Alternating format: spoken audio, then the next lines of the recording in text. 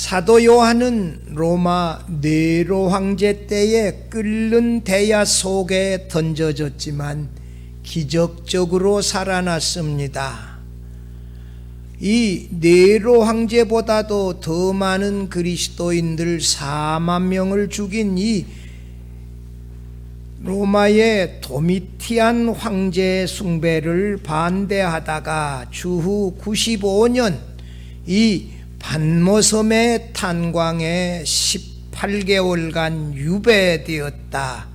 이 96년 로마의 트라이안 황제 때 로마 원로원에 의하여 사도 요한이 반모섬에서 석방되어 예루살렘의 감독으로 돌아와 침상에서 91세로 편히 숨을 거두었습니다. 사도 베드로와 사도 바울이 네로 황제 때 주후 65년경에 순교했는데 그들보다도 30년을 더 오래 살다가 편히 숨을 거두었고, 사도 요한의 형제 야고보는 주후 44년에 이 칼로 목베임을 당하여 순교했는데 그보다는 자그만치 50년을 하나님께서 더 살려주셨습니다.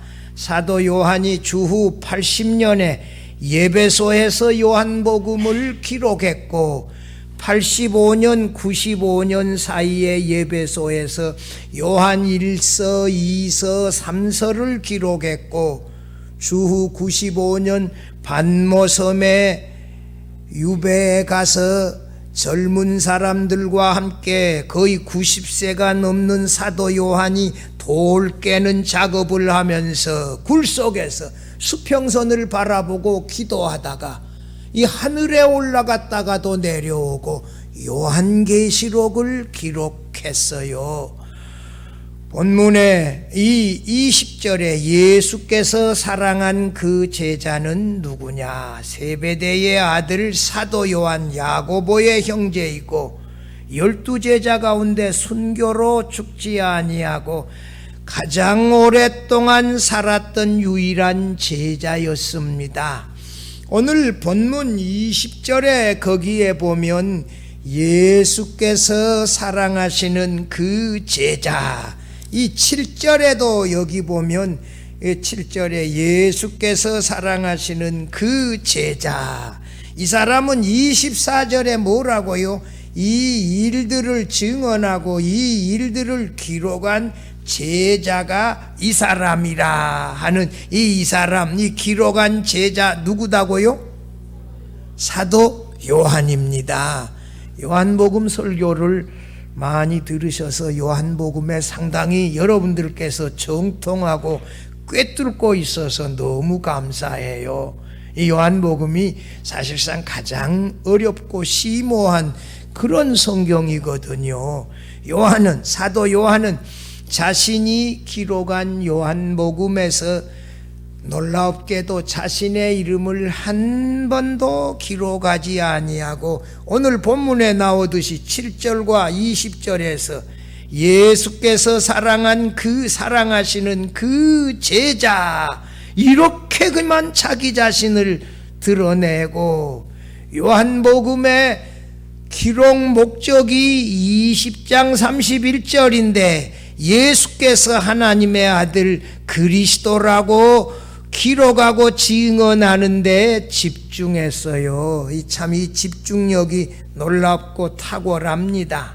사도 요한이 주후 80년 예배소에서 75세쯤에 요한복음을 기록하면서 이 80년보다도 한 15년, 20년 전에 마태, 마가, 누가 이 공관복음이 이미 다 기록되어졌는데 그 공관복음을 다 읽었고 읽은 다음에 더 깊이 있는 복음 요한복음을 정리해서 기록했다.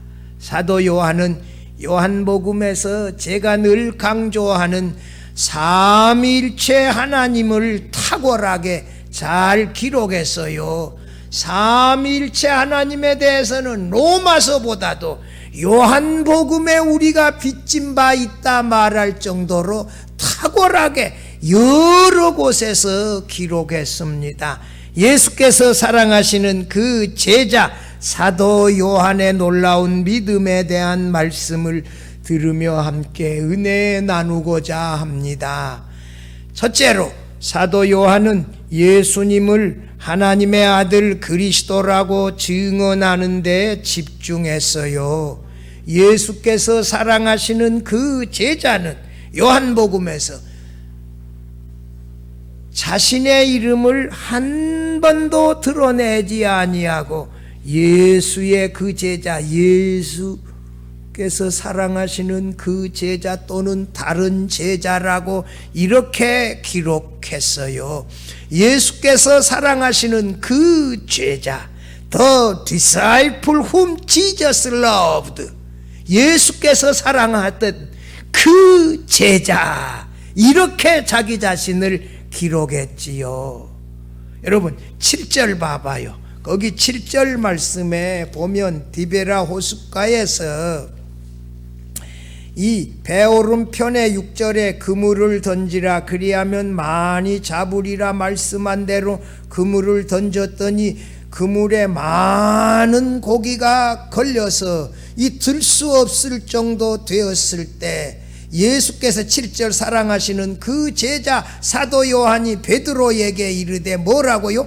주님이시다, 주님이시다 하니까 베드로가 깜짝 놀라가지고 벗고 있던 옷을 이 걸친 다음에 이 바다로 뛰어내려서 헤엄쳐서 예수님을 향하여 가지 않아요. 참이 사도 요한이 예수님을 알아보는 데는, 믿는 데는 12 제자들 가운데 가장 탁월한 제자였다. 여러분, 예수께서 사랑하는 그 제자가 가장 먼저 등장하는 것은 요한복음 1장 35절에서 37절이에요. 거기 35절부터 보면 또 이튿날 요한이 자기 제자 중 2사람과 함께 섰다가 예수께서 건의심을 보고 말하되, 깜짝 놀라가지고 세례 요한이 뭐라고요? 보라, 하나님의 어린 양이로다. 2 제자가 그의 말을 듣고 세례 요한의, 스승 세례 요한의 말을 듣고 예수님을 따르거늘, 그 2 제자가 예수님을 따랐는데 한 제자의 이름은 40절에 안드레, 베드로의 동생 안드레라고 나오는데 다른 한 사람의 이름 언급되지 않았는데 그가 누구라고요? 사도 요한입니다. 요한이 자기 자신의 이름을 드러내지 아니해요. 요한복음 1장에 2 제자를 언급했는데 다른 한 제자는 말하지 않고 지나갔어요. 그가 누구다? 사도 요한이에요. 여기 오늘 본문에도 20절에 아까 여기 21장에 아까 나왔는데 20절에 만찬석에서 예수님의 품에 의지하여 이 예수님을 향하여 주님을 파는 자가 누구오니까 묻던 제자, 그가 누구라고요? 사도 요한. 베드로가 사도 요한 보고 야, 그 사람이 누군지 너가 좀 물어봐라 이렇게 할 때 주님, 그 사람 누굽니까? 베드로가 뭐라고요? 내가 떡 한 조각을, 이 떡을 이 찢어다가 찍어 주는 그 사람이 바로 그 사람이다 하면서 떡을 찍어다가 누구에게 주어요? 가룟 유다에게 주지 않아요. 다시 요한이 예수님의 십자가, 골고다의 그 십자가를 치실 때 다시 나오는데 요한복음 19장 26절 27절에서 예수께서 자기의 어머니와 사랑하시는 제자가 곁에 서 있는 것을 보시고, 사랑하시는 제자는 누구다? 사도 요한이다. 자기 어머니에게 말씀하시되 여자여 보소서 아들이니다 하시고, 또 예수께서 사랑하는 그 제자에게 이르시되 뭐라고요? 보라, 내 어머니라 하신데, 그때부터 그 제자가 자기 집에 모시니라. 누구를? 예수님의 모친 마리아를 자신의 집에 모셨다. 어떤 주석가들에 의하면 예수님의 어머니 마리아가 이 사도 요한의 이모였다는 거예요. 예루살렘에서만 모신 게 아니고 제자들이 주후 70년 예루살렘 성이 로마 군에 의하여 다 멸망당할 때 그때까지 제자들은 다 죽었어요. 근데 사도 요한은 마리아를 모시고 예배소로 가서 예배소에까지 가서 예수님의 모친 마리아를 그의 집에서 모셨다. 신실한 예수님의 제자지요. 충성스러운 제자예요. 부활의 새벽에 무덤에 예수님의 시신이 보이지 않는다는 막달라 마리아의 증언을 듣고 베드로와 요한이 함께 그 무덤에 달려갔는데 베드로 사도보다 젊은 다른 제자 사도 요한이 무덤에 먼저 달려갔지 않아요. 그런데 무덤에 먼저 달려갔던 사도 요한이 무덤에 들어가지를 못하고 있는데 베드로가 들어와서 겁없이 먼저 딱 들어가서 다 살펴보니 시신이 없어요. 그제서야 이 사도 요한이 무덤에 들어갔는데 20장 8절에 읽어보면 같이 읽어봐요. 그때에야 무덤에 먼저 갔던 그 다른 제자도 들어가 보고 믿더라. 뭘 믿어요? 예수님이 부활하셨다. 예수님이 말씀하시던 대로 부활하셨다. 부활의 주님이시다. 제자 중에 아니 그 부활의 아침에 제일 먼저 예수님이 부활하셨다고 믿었던 제자는 누구시다? 사도 요한이다. 막달라 마리아는 그 나중에 동산지기인 줄 알고 우리 선생님 어디 가셨니 좀 알려달라. 그때 예수께서 뭐라고요? 마리아야 부르실 때 생전에 예수님의 음성이요. 그때 예수님을 보고 라보니요 하면서 예수께서 부활하심을 그때서야 마리아는 알게 되지 않아요. 부활의 아침에 제일 먼저 예수님이 부활하셨다는 사실을 믿었던 제자는 누구시다? 사도 요한이다. 놀랍지요. 20장 31절이 요한복음을 기록한 목적이 이 목적을 기록했는데 같이 한번 읽어봐요. 같이 오직 이것을 기록함은 너희로 예수께서 하나님의 아들 그리스도이심을 믿게 하려 함이요 또 너희로 믿고 그 이름을 힘입어 생명을 얻게 하려 함이니라. 요한복음을 기록한 목적이 뭐라고요? 너희로 예수께서 하나님의 아들 그리스도이심을 믿게 하려 함이요 너희로 믿고 그 이름을 믿어 힘입어 생명을 영생을 얻게 하려 함이니라. 이 사실을 위하여 요한복음을 기록했대. 너희는 누구요? 유대인들, 헬라인들, 이방인들 모두를 말하는 거요. 모든 사람들이 나사렛 예수께서 하나님의 아들 그리스도이심을 믿어 영생을 얻게 할 목적으로 이 요한복음을 기록했다. 그 이외에 다른 어떤 것에는 특별한 관심이 없었어요. 그래서 이 예수께서 하나님의 아들 그리스도이시다 이 사실을 증언하고 기록하는데 집중했어요. 자기 자신의 이름 드러내는 거 그거 신경 쓰지 않고 일부러 75세쯤 되어졌으니까 이 세례 요한의 신앙 인격이 무르익었지 않아요. 자신의 이름 드러내지 아니하고 오직 나사렛 예수께서 하나님의 아들 그리스도이심을 믿어 생명을 얻게 할 목적으로 이 요한복음을 기록하는데 집중했다. 여러분 초점이 분명했어요. 자신의 이름은 한 번도 드러내지 않았어요. 요한복음 1장에 요한이라고 하는 말이 많이 나오는데 그 요한은 세례 요한이에요. 모든 사도들이 주후 70년 예루살렘 멸망 이전에 다 죽었으나 사도 요한은 예루살렘 멸망 후에도 오랫도록 살아 있었지요. 하나님께서 그러하여금 이 신약 성경 요한복음, 요한 1, 2, 3서, 요한계시록을 완성하여 신약 성경을 완성하는 그 사명을 완수하도록 오래 살려주셨어요.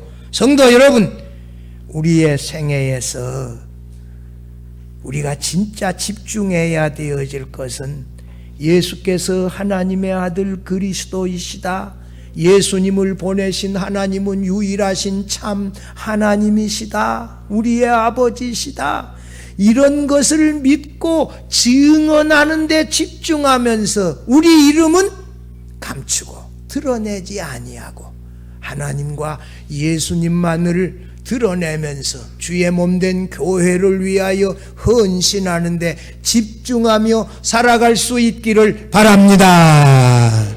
둘째로, 사도 요한은 자신의 스승 세례 요한을 칭찬하고 높였습니다. 이 설교는 여러 번 했어요, 제가. 이것도 요한의 세례, 이 사도 요한이 나오니까 간단히 언급하면, 여러분, 이 공간복음의 저자들은 세례 요한을 냉정하게 평가했어요. 세례 요한이 감옥에 갇혀 자기 제자들을 예수님께 보내어 오실 그이가 당신이 오니까 우리가 다른 일을 기다리오리까? 라고 묻는 내용을 공간복음에 기록해서 이 세례 요한의 부정적인 측면, 이 약점도 냉정하게 다 기록했지요. 이 세례 요한은 예수께서 이 땅에 오셔서 자기 백성을 구원하시고 악한 자들을 심판하실 줄 알았는데, 오히려 예수님 자신이 유대인 당국자들에게 핍박을 당하시며 이 피하고 도망다니던 그런 모습에 낙담했지요. 예수께서 불의한 로마 제국과 유다의 분봉왕 헤롯을 심판하지 아니하시고 억울하게 감옥에 갇혀 있는 자신을 구출해 주지도 않는 데 대하여 오리라던 그리스도의 역할에 혼돈이 생겨서 예수 그리스도에 대한 그의 믿음이 잠깐 흔들렸던 것입니다. 그래서 공간복음의 저자들은 예수님의 말씀을 인용하여 흔들리는 갈대를 보려고 너희가 광야에 나갔더냐, 세례 요한의 믿음이 흔들리는 갈대와 같은 믿음이다, 이렇게 기록했어요. 뿐만 아니라 분봉왕 헤롯에 의하여 세례 요한이 옥에서 그의 목이 잘려 이 머리가 수반 안에 담겨 더 운반되어지는 그런 비극적인 장면까지 다 기록했습니다. 그러나 사도 요한은 요한복음에서 그의 스승 세례 요한에 대하여 부정적인 이야기, 슬픈 이야기, 마지막에 순교당하는 이야기 한마디 언급조차 않았습니다. 여러분, 요한복음 1장에 가봐요. 1장 6절 7절에 한번 봐봐요. 거기 보면 그 세례 요한을 처음 언급하는 내용이 나오는데 6절 마지막에 6절에 하나님께로부터 보내심을 받은 사람이 있으니 그의 이름은 요한은 누구다? 세례 요한이요. 7절에 봐봐요. 그가 증언하러 왔으니 곧 빛에 대하여 증언하고 모든 사람이 자기로 말미암아 믿게 하려 함이요. 이 세례 요한이 빛에 대하여 증거한 그 말로 말미암아 빛을 믿도록 이렇게 했다. 얼마나 처음부터 놀랍게 기록해요. 1장 19절 이하에 가봐요. 거기 가보면 1장 19절 이하에 세례 요한에게 유대의 예루살렘에서 제사장 레위인들이 이 대표단을 이 세례 요한에게 보내서 물어보잖아. 내가 그리스도냐, 내가 엘리야냐, 내가 그 선지자냐. 그랬을 때 나는 그리스도도 아니요, 엘리야도 아니요, 그 선지자도 아니요, 이렇게 분명하게 자기 자신이 그리스도가 아니라는 사실을 드러내고 뭐라고? 주님의 길을 곧게 하는 광야에서 외치는 자의 소리다. 자기 자신의 이 역할을 분명하게 알고 그대로 진 거예요. 이단들이 이게 잘 나가다가 곁길로 나가서 자신이 보혜사라 그러고, 이만희 자기가 보혜사라 그러잖아요. 보혜사는 그리스도와 성령에게만 붙일 수 있는 이름이요. 박태선 감람나무라 그랬지 않았어요? 감람나무 그리스도예요. 그리스도에게 붙일 수 있는 이름들을 이단들이 자기에게 붙여가지고 하나님의 영광을 탈취하고 적그리스도의 모습을 보여주었잖아요. 그러나 세례 요한은 예수님을 증언하여 세상 죄를 지고 가는 하나님의 어린 양이시다. 29절에 33절에 성령으로 세례 주시는 분이시다. 34절에 하나님의 아들이시다. 놀랍게 예수님에 대하여 제대로 증언했는데 그 내용을 요한복음에 사도 요한은 다 기록했지요. 5장 33절 한번 가봐요. 이 5장 33절 가보면 세례 요한을 평가하면서 예수님의 말씀을 인용해서 세례 요한을 평가해요. 33절 가서 읽어봐요. 너희가 요한에게 사람을 보내매 요한이 진리에 대하여 증언하였느니라. 이 예수님의 말씀이거든요. 예수님이 요한에 대하여 뭐라고요? 진리에 대하여 증언하였느니라. 예수님은 뭐라고 요한을 어떻게 평했다? 진리에 대하여 증언하였다. 예수님의 말로 세례 요한을 평가해요. 10장 41절 42절 가봐요. 거기 보면 세례 요한이 죽었고 예수님께서 세례 요한이 세례 주던 그 바테나라고 하는 지역으로 피신하여 갔는데 41절 가봐요. 많은 사람이 왔다가 말하되 요한은 아무 표적도 행하지 아니하였으나 요한이 이 사람을 가르쳐 말한 것은 다 참이라 하더라. 그리하여 거기서 많은 사람이 예수를 믿으니라. 세례 요한이에요. 이거 세례 요한은 죽었고 표적도 행하지 아니했는데 예수님에 대하여 세상 죄를 지고 가는 하나님의 어린 양, 성령으로 세례 주시는 분, 하나님의 아들, 이렇게 증언한 세례 요한을, 내 말을 증언하는 말을 기억하고 세례 요한이 죽었는데도 마지막 42절에요. 그리하여 거기서 이 바테네아라고 하는 세례 요한이 세례 주던 곳에서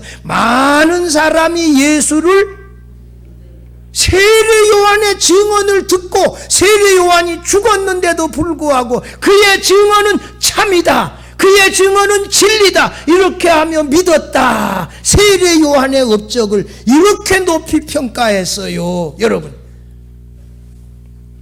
말은요 하는 사람의 인격이요 다 우리도 알아요. 근데 우리가 잘 이게 조절이 안 돼. 세례 요한 스승에 대하여 공감 복음의 저자들은 냉정하게 부정적으로 흔들리는 갈대와 같은 사람이다 이렇게 평가했지만 그런 거 한마디도 언급하지 아니하고 진리이신 예수님을 증언했다. 그가 죽었으나 그의 증언을 들은 사람들이 예수를 많이 믿었다, 이렇게 높이 칭찬하지 않아요. 성도 여러분, 우리가 교회에서 신앙생활하면서 여러분 이왕이면 다홍치 말하고 좋은 말로 칭찬하십시다. 참 이게 제가 제일 이게 가슴 아프게 생각하는 것은 정당의 대변인들이 좋은 것은 말 안 해. 부정적인 것만 말해. 내 거기에 대해서 불쾌해요.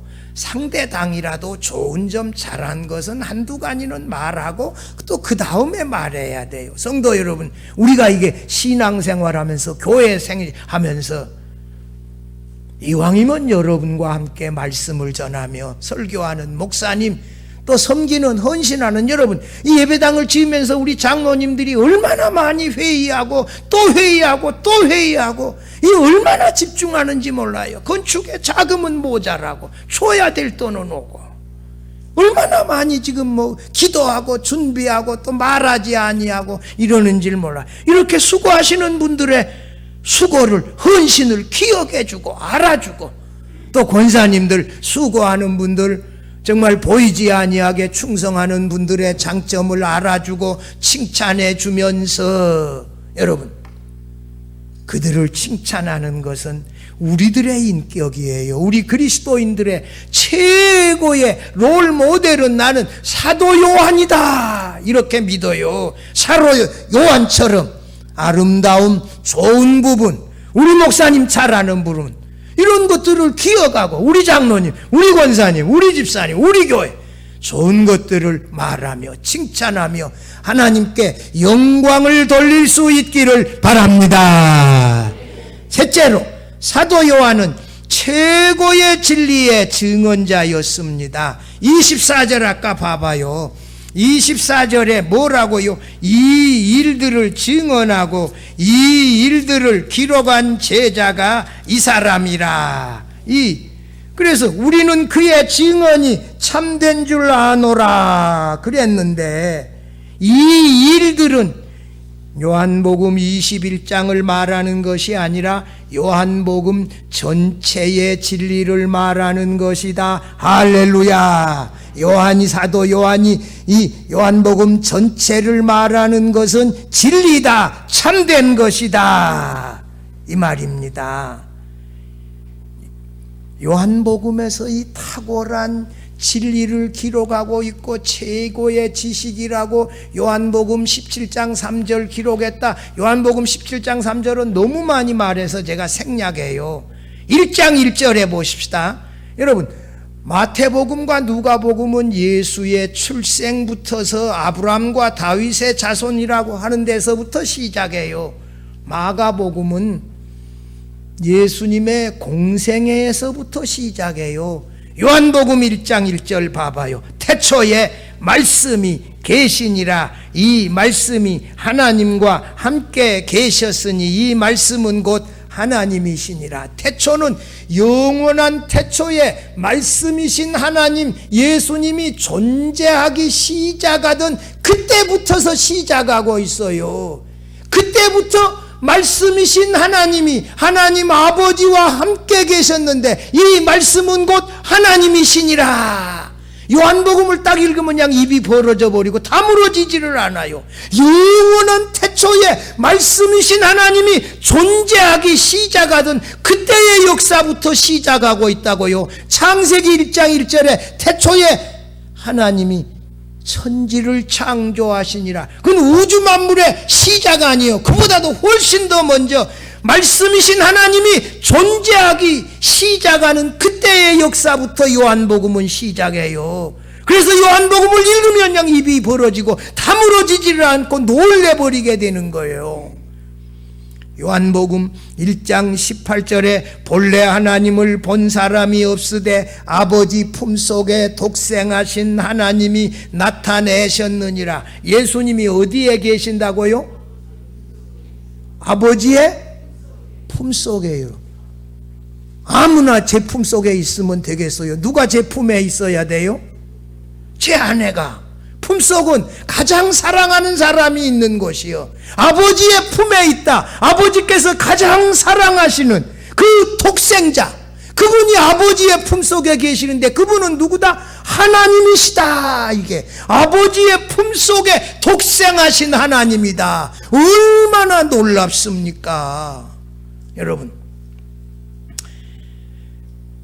14장 10절 11절에서 내가 예수님이에요. 내가 아버지 안에 거하고 아버지께서 내 안에 계심을 믿어라. 예수께서 누구 안에? 아버지 안에. 아버지께서 누구 안에? 예수님 안에 상호 내재하여 계신다. 이런 말씀. 10장 30절에 나와 아버지는 하나이니라. 예수님과 하나님이 한 분으로 존재하신다. 나누어질 수 없는 한 분으로 존재하신다. 놀랍지 않아요? 14장 23절 17장 11절 21절 22절에서 예수님께서 아버지와 자신을 우리라고 해요. 우리가 너희 안에 거하느니라. 이렇게 하나님과 예수님은 같은 존재라. 이게 같은 본체, 같은 능력, 같은 영원성을 가지고 계시는 하나님이세요. 그래서 우리라고 하는 이 단어를 예수께서 사용하시고 1장 34절에 하나님께서 보내신 예수님, 이 하나님께서 예수님에게 말씀을 전하도록 성령을 한량없이 보내주셨다. 우리는 하나님께서 우리에게 성령을 어떻게 보내주어요? 충만하게. 충만은 목욕탕에 물을 채울 때 가득 채우면 그 다음에는 어떻게 돼요? 흘러 넘치는 거예요. 목욕탕이 좀 커지면 또 많이 채워. 우리 믿음이 이렇게 자꾸 커가요. 커지면 거기에 성령이 또 충만해져. 믿음이 또 자라고 커지면 또 충만하게 하나님이 주세요. 예수님에게는 성령을 충만하게 주신 게 아니라 한량 없이, without limitation, 한계가 없이 한량 없이 예수님에게 주어서, 그래서 예수님이 하나님의 말씀을 할 때, 표적을 행할 때 권세가 있어요. 왜? 성령을 한량없이 주셔서 이 성령으로 말씀을 전하시고 표적을 행하시고 거기에 놀라운 권세가 있단 말입니다. 놀랍지 않아요? 이 삼일체 하나님께서 예수님과 함께 계시고 한 분으로 계시고 성령이 예수님에게 한량없이 부어지시고 삼위 하나님이 한 분으로 계시는 이런 하나님이시다. 예수 그리스도와 하나님 아버지와 성령은 함께 계시고 한 분으로 계시고 결코 나누어질 수 없는 한 분이시다. 여러분,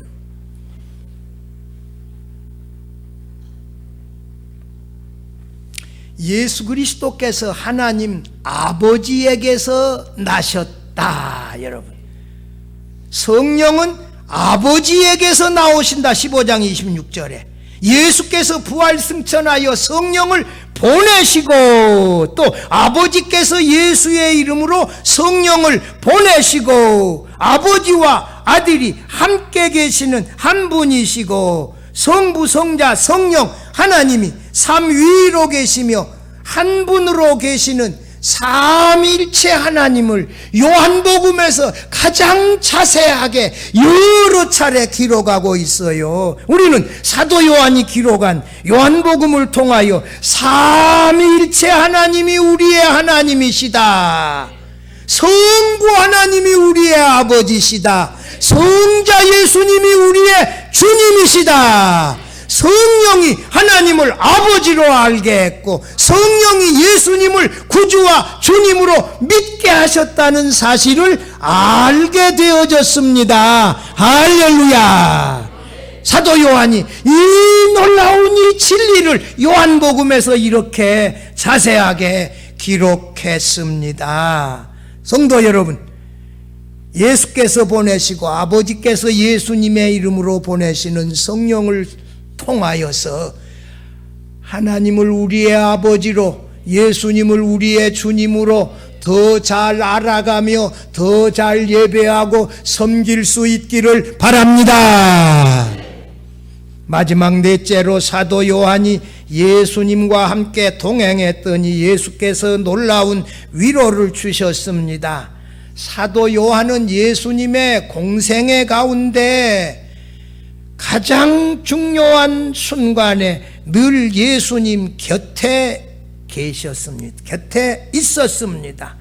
여러분, 예수께서 가장 사랑하셨던 세 제자 베드로, 야고보, 요한, 이 세 제자 그룹에 항상 포함되어져 있었고, 여러분, 변화산 위에서도, 성찬식 제정 때도, 겟세마네 동산에서도, 가야바 대제사장의 뜰에도, 사형 판결을 받을 때 골고다 언덕에 다른 제자들은 다 흩어져 숨어버렸는데 유일하게 12제자 가운데 사도 요한이 골고다 언덕에 예수님 십자가 곁에 있었고 로마 군인이 창으로 십자가에 달린 예수님을 찔렀을 때, 여러분 19장, 요한복음 19장 34절, 여기 35절 봐봐요. 이 사람이 누구인가? 요한복음 19장 34절 35절, 그중 한 군인이 창으로 옆구리를 찌르니 곧 피와 물이 나오더라. 이를 본 자가 증언하였으니 그 증언이 참이라. 이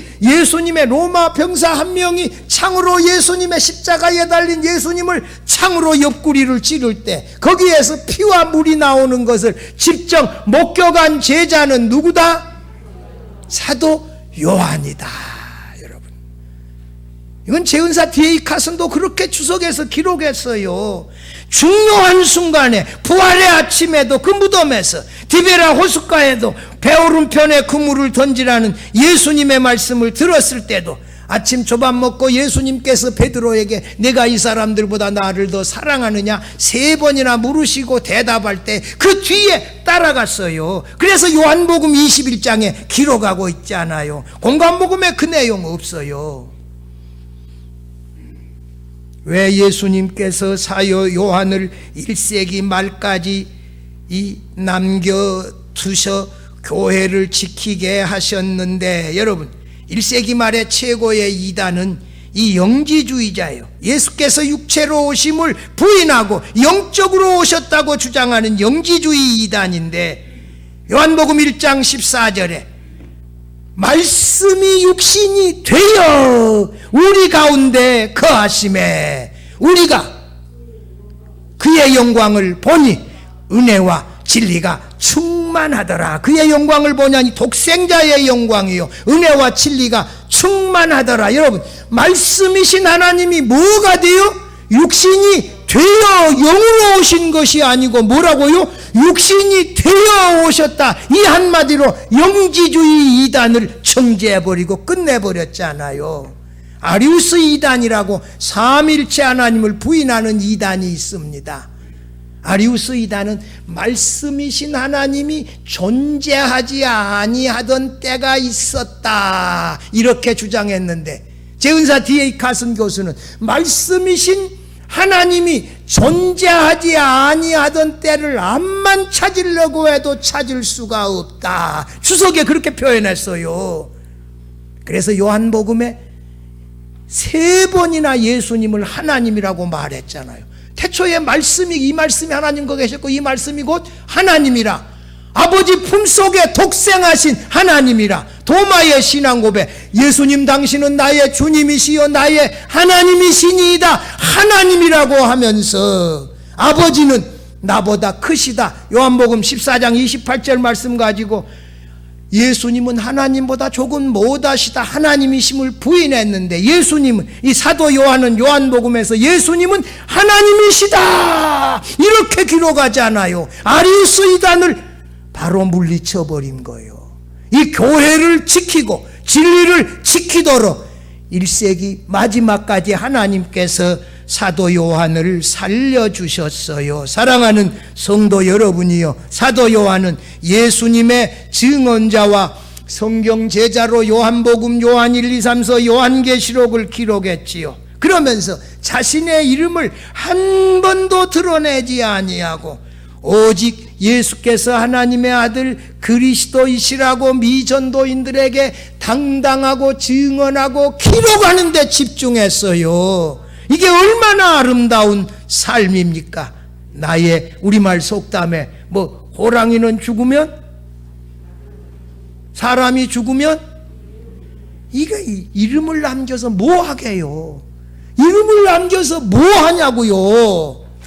그게 무슨 의미가 있냐고요? 하나님이 나를 안다고 하고 인정해주고 주께서 우리에게 상급 주시는 게 이게 중요하고, 하나님과 그리스도와 함께 영원히 사는 것이 중요하지 이름 남기는 것이 뭐가 중요하냐고요. 오히려 우리의 이름을 감출 때 하나님이 기억하여 주실 줄 믿습니다. 하나님이 기억해주고 주께서 기억해주는 게 중요하지요.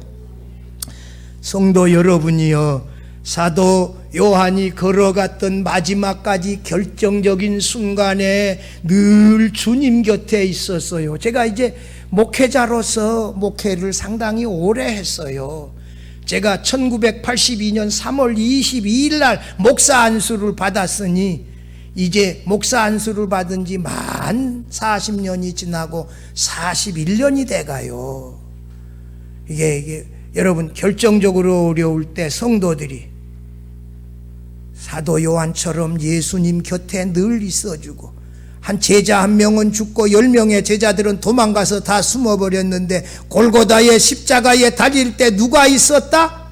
사도 요한이 있었다. 여러분, 돌무덤에도 디베라 호숫가에도 사도 요한이 있었다. 여러분, 이 목회자가 어려울 때, 제가 이 교회에 와서 어려움 당할 때도 있었죠. 여러분들께서 끝까지 함께 해주심을 제가 감사해요. 여러분, 이제 예배당을 건축하여 이전하여 갈 때에 제 곁에 계세 주세요. 우리 교회 성도들로 남아주세요. 그것만으로도 얼마나 힘이 되는지 몰라요. 여러분들, 끝까지 주의 종들 곁에서 같이 있어주고, 지금 제가 이 교회에 와서 우리 인재 장로님 주례했는데 지금 딸 주례하게 생겼어. 지금 상당히 오래됐잖아요. 지금 여러분들이 제 곁에 있어주고, 저도 여러분들을 마지막까지 섬기고 말씀으로 섬기고, 이게 얼마나 아름다운 일이요. 주님께서 이 사도 요한이 늘 중요한 순간에 그 곁에 있었을 때 얼마나 뿌듯했겠어요. 얼마나 감사했겠어요. 마지막까지 순교하지 아니하고 90세가 넘도록까지 예배소 감독으로 살아있게 하셔서 편안히 눈을 감게 하셨어요. 하나님은 이런 위로도 주십니다. 성도 여러분이요, 사도 요한의 오늘 우리가 말씀을 들으면서 하나님께 영광을 돌리고 우리의 이름은 감추고 드러내지 아니하고, 이 주께서 주의 곁에 늘 함께 있으며 진리를 또 분명하게 증언했던 그 사도 요한의 모습을 본받아서 참으로 마지막까지 아름답게 하나님의 영광을 돌리며 살아가는 우리 모두가 되어질 수 있기를 주의 이름으로 축원합니다.